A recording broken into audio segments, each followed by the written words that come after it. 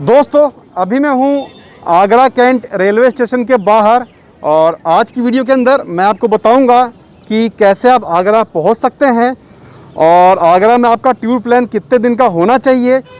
इसके साथ साथ यहाँ पे कौन कौन सी ऐसी प्लेसेस हैं जिनको कि आप कवर कर सकते हैं और इसके साथ साथ आगरा घूमने का टोटल खर्चा आपका कितना आने वाला है। आगरा तक पहुंचने के लिए आप ट्रेन का इस्तेमाल कर सकते हैं। इसके साथ साथ कुछ शहरों से आगरा तक सीधी बस की सेवाएं भी उपलब्ध है।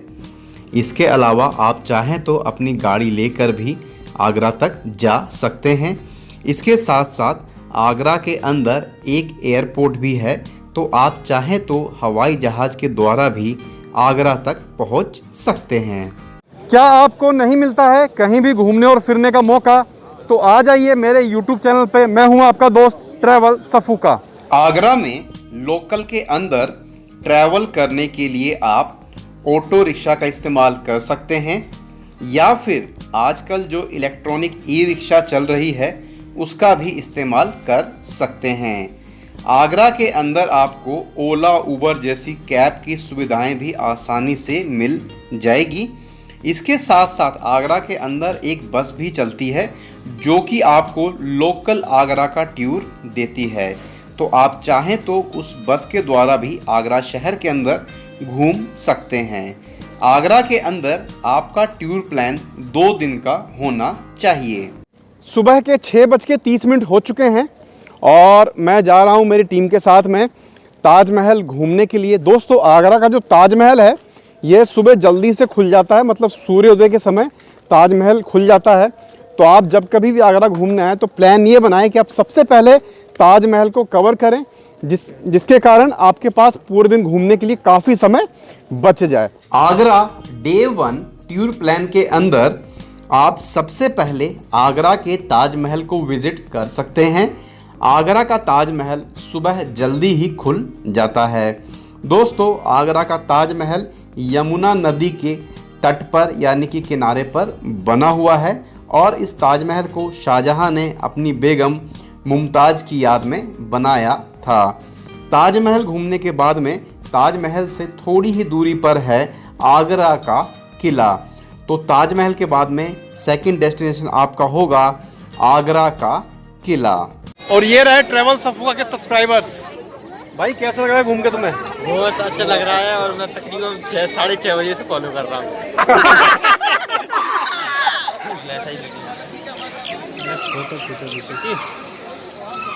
दीपे मैम कैसा लग रहा है तेरे को? बढ़िया, गुड, मजा आ रहा है?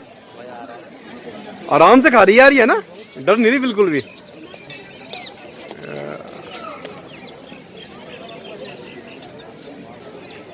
यहाँ के जो लोकल गाइड हैं इन्होंने हमें बताया है कि इस जगह पर बहुत सारा सोना था, लेकिन अंग्रेज धीरे धीरे करके यहाँ का सारा सोना लेके चले गए। आगरा के किले के बाद में आप तीसरे टूरिस्ट प्लेस पे जा सकते हैं जो कि है आगरा का जामा मस्जिद।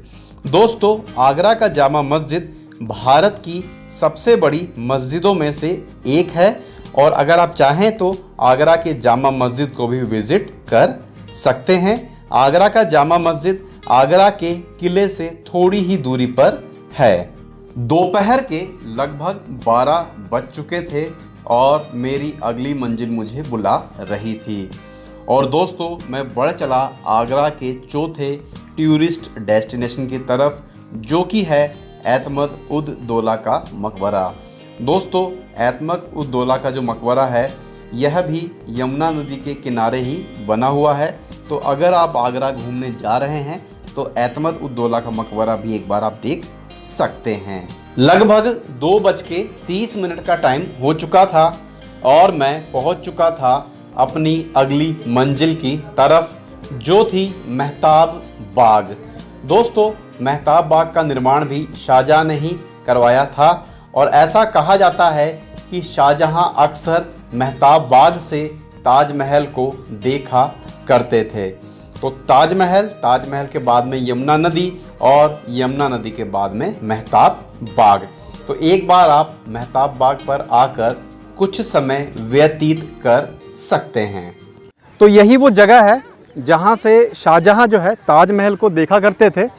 तो अगर आप इस गार्डन में आना चाहते हैं तो ये जो गार्डन है आगरा के ताजमहल के पास में ही है और यहाँ से आप ताजमहल को देख सकते हैं।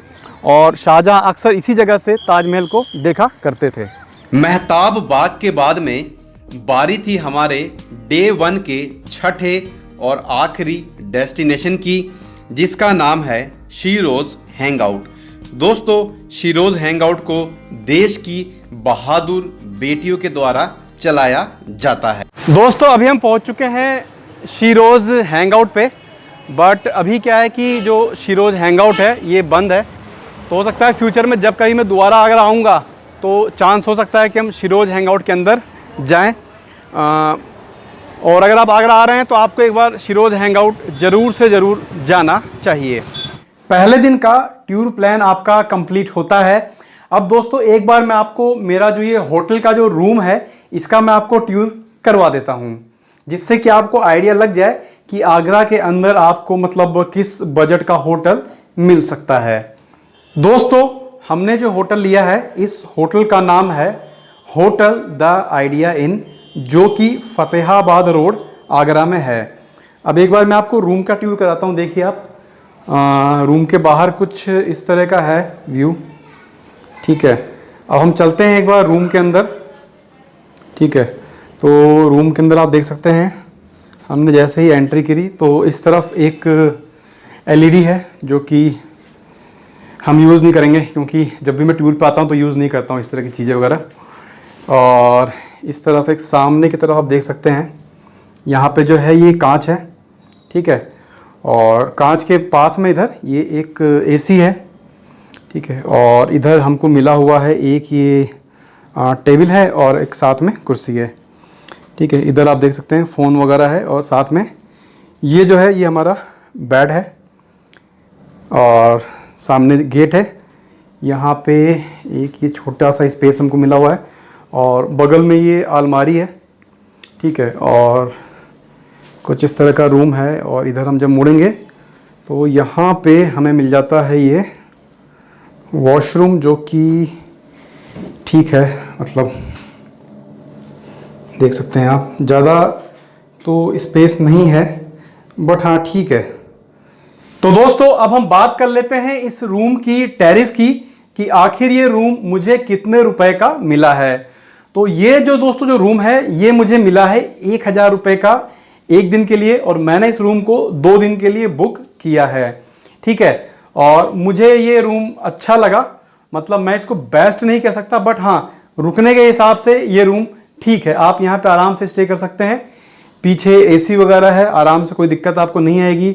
ऊपर पंखा भी है। ठीक है, तो ये सारी चीज़ें यहाँ पे अवेलेबल है। हम 2 लोग आए थे और हमने बुक किया, तो 1000 रुपये में कोई खास बुरा नहीं है। और वैसे नॉर्मली भी आपको यहाँ पे 1000 रुपये में होटल मिल जाएगा। 1000 में नहीं मिलता है तो आपको 1500 रुपये में तो अच्छा 2 लोगों के लिए होटल आपको आगरा में मिल ही जाएगा। तो मैडम, ये रूम कैसा लगता है आपको? सही है रूम? हाँ, सही है। तो रूम ठीक है। और चलिए अब हम बढ़ते हैं हमारे वीडियो में आगे। दोस्तों, अभी मैं आगरा में ट्रैवल कर रहा था और ये हमारे सब्सक्राइबर हैं राम शंकर यादव जी। तो ये मिलने आए थे, मुझे बहुत खुशी हुई इनसे मिलके। ये आए हैं फिरोजाबाद के खेरगढ़ से आए हैं, लगभग 70 किलोमीटर दूर से आए हैं ये। और इनका भी एक यूट्यूब चैनल है राम यादव के नाम से। लिंक मैं नीचे डिस्क्रिप्शन में आपको दे दूंगा। और इसके साथ साथ इनका एक सॉन्ग आने वाला है। क्या होगा सॉन्ग का टाइटल? खेरगढ़ के लड़के। तो ये सॉन्ग आएगा, तो अगर पॉसिबल हुआ तो उसका लिंक भी मैं इस वीडियो में दे दूंगा डिस्क्रिप्शन के अंदर। तो वो दोनों वीडियोस भी आप ज़रूर देख लेना। और बहुत मेहनत कर रहे हैं, बिल्कुल मतलब जवान और युवा हैं। और मुझे बड़ी खुशी हुई यार कि कोई 70 किलोमीटर दूर से मेरे से मिलने आया, वो भी आगरा के अंदर जहाँ पे मुझे कोई जानता तक नहीं है। और बस अच्छा लगता है जब भी ऐसे कोई मिलता है, तो रियली अच्छा लगता है। और अगर आप लोग भी मुझसे मिलना चाहते हैं तो मैं कहता हूँ कि इंस्टाग्राम पे मुझे फॉलो करो, वहाँ पे मैं सारी अपडेट प्रॉपर टाइम पे अपडेट करता रहता हूँ। और भाई सबसे बड़ी बात यह है कि हमारे ये सुधीर भाई हैं। अरे नहीं, तो इनके अगर यूट्यूब पे आप देखना चाहो तो कहीं भी जाने के लिए ट्रैवल करना है आपको, तो इनके यूट्यूब पे जाके देखो और सर्च करो उस जहाँ पे आप जाना चाहते हो उसके बारे में देखो और पता करो कि वहाँ देखने लायक क्या चीज़ है। तो वो आप सब देख सकते हो। और अब अगर आपको कहीं जाना है और उसकी वीडियो कहीं नहीं मिल रही है तो आप इनसे बोल सकते हो, वहाँ जाके वीडियो बनाएंगे और आपको बताएंगे कि वहाँ पे देखने लायक क्या चीज़ है और क्या सिस्टम है। तो आप इन्हें भी सब्सक्राइब करो और मेरा लिंक नीचे मिल जाएगा।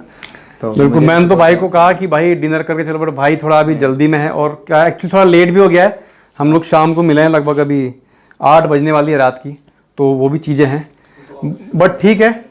नेक्स्ट टाइम उम्मीद है हम अपन दोबारा ही मिलेंगे और आपके गाने का मुझे बिल्कुल वेट रहेगा। खेर करके लड़के, देखते हैं, लड़के के नाम से आएगा, अगले मंथ आ जाएगा। अभी हम लोग रात का जो है डिनर करने के लिए आए हुए हैं और जिस रेस्टोरेंट के अंदर मैं आया हूँ, इस रेस्टोरेंट का नाम है दिल्ली वाला फास्ट फूड एंड रेस्टोरेंट। ये रेस्टोरेंट बेसिकली फतेहाबाद रोड पे है, ताजमहल के बहुत ही पास में है। तो आप यहाँ पे डिनर, लंच, ब्रेकफास्ट करने आ सकते हैं। यहाँ की जो रेट है वो आपको काफ़ी अफोर्डेबल है, मतलब ज़्यादा महंगी नहीं है और खाना जो है वाकई बहुत ही अच्छा है। और ये रिव्यू मैं जब दे रहा हूँ जब मैं यहाँ पे ऑलरेडी 3 से 4 बार खाना खा चुका हूँ। तो आप ट्राई कर सकते हैं फतेहाबाद रोड पे दिल्ली वाला फास्ट फूड एंड रेस्टोरेंट।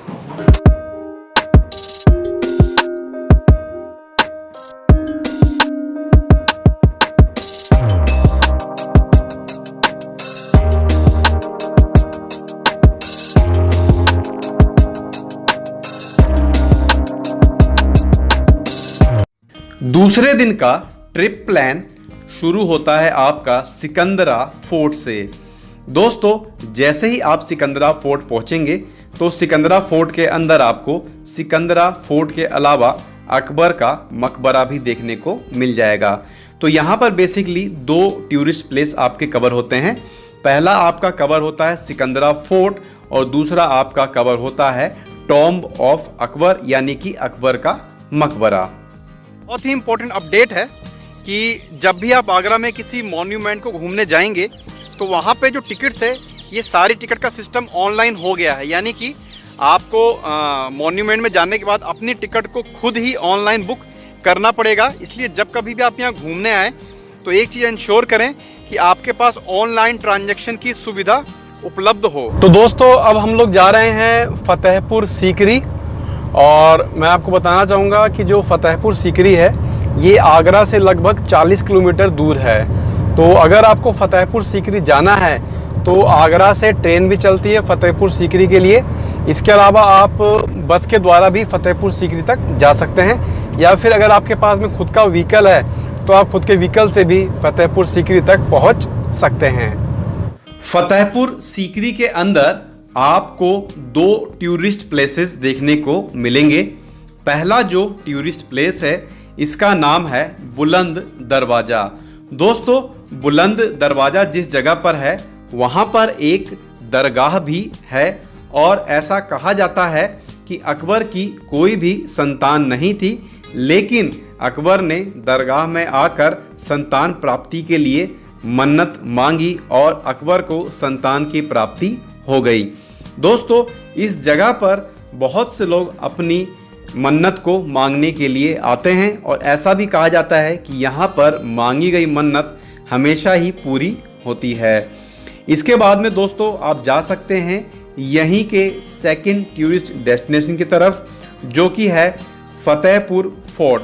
दोस्तों, फतेहपुर फोर्ट के अंदर जोधाबाई रहा करती थी और यह एक बहुत ही खूबसूरत सा फोर्ट है। इस फोर्ट के अंदर आपको जोधाबाई का पुराना जो मंदिर था वो भी देखने को मिलेगा। इसके साथ साथ मंदिर के सामने आपको यहाँ पर एक तुलसी का पौधा भी लगा हुआ दिखाई देगा और इसी जगह पर जोधाबाई तुलसी की पूजा किया करती थी। तो अब हम बात कर लेते हैं कि आखिर 2 दिन की आगरा ट्रिप करने के बाद में आपका जो टोटल जो खर्चा आएगा वो कितना आने वाला है। जैसा कि मैंने आपको पहला खर्चा बताया था, सबसे पहला आपका खर्चा आएगा होटल का। तो होटल अराउंड आपको 1500 रुपये में मिल जाएगा 2 लोगों के लिए, यानी कि एक जने का होटल का एक दिन का खर्चा लगभग 750 के अराउंड रहेगा और 2 दिन का जो होटल का जो खर्चा है वो आपका लगभग 1500 रुपये के आसपास रहेगा। सेकंड जो आपका इम्पोर्टेंट खर्चा रहेगा वो रहेगा ट्रैवलिंग का। आप इधर उधर जाएंगे तो ट्रैवलिंग करने का जो खर्चा है आपका लगभग 1000 रुपये के आसपास आने वाला है 2 दिन के लिए आगरा में। थर्ड जो आपका खर्चा रहने वाला है, इम्पोर्टेंट खर्चा, वो है मॉन्यूमेंट की फ़ीस। तो मॉन्यूमेंट की फ़ीस आपकी लगभग 500 रुपये के आसपास यहाँ पे रहेगी।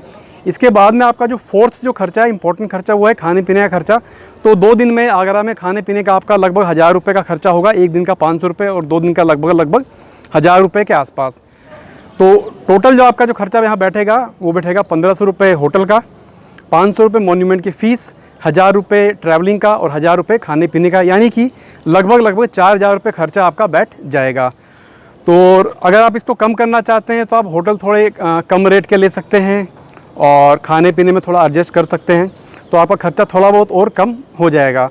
और मैं आपको एक चीज़ और रिकमेंड करना चाहूँगा कि गर्मी के मौसम में आगरा के अंदर आप मत आइएगा, नहीं तो आपकी हालत ख़राब हो जाएगी। ट्राई करें थोड़ा सा विंटर का मौसम हो या थोड़ा सा बारिश का मौसम हो, तभी आप आगरा में आएँ। तो बस आज की वीडियो में इतना ही। उम्मीद है आपको वीडियो पसंद आई होगी। अगर वीडियो पसंद आए तो वीडियो को लाइक कर दें। जो भी राय है आप हमें कमेंट करके ज़रूर बताएं। चैनल पर नए हैं तो चैनल को ज़रूर सब्सक्राइब कर देना। और अगर आप लोग मुझसे मिलना चाहते हैं, कॉलैब करना चाहते हैं, तो मुझे इंस्टाग्राम पे फॉलो करिए, मैसेज करिए और हम बहुत जल्दी मिलेंगे एक और नई वीडियो में। जब तक के लिए जय हिंद और जय भारत।